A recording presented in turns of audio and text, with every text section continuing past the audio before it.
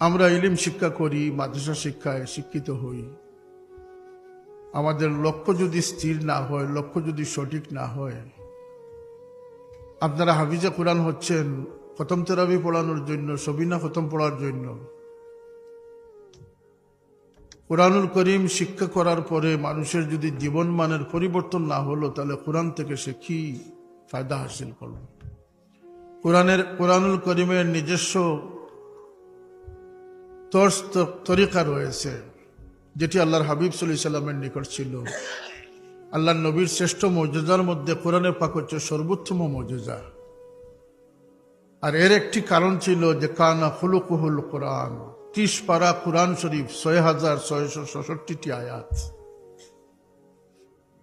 114টি সূরার মধ্যে যা যা আখলাক ছিল, স্বভাব চরিত্র ছিল, মিজাজ মর্জি ছিল, সবই আমার নবী পাক সাল্লাল্লাহু আলাইহি সাল্লামের মধ্যে ছিল। কানা খুলুকুহুল কোরআন। আমরা নবীর মতো হতে পারবো না, কিন্তু কোরআনের শিক্ষায় উজ্জীবিত আমাদের হতে হবে। নিছক খতমের জন্য, মুখস্থ করার জন্য কোরআন শরীফ আমাদের কোনো কাজে সহায়তা করবে না।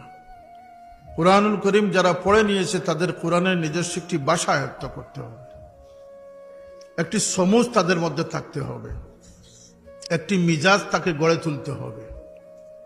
কোরআনের একটি জীবন দ্বারা আছে, সেই জীবন আমাদেরকে অর্জন করতে হবে, তাহলে কোরআনের পাকের শিক্ষা আমাদের সার্থক হবে।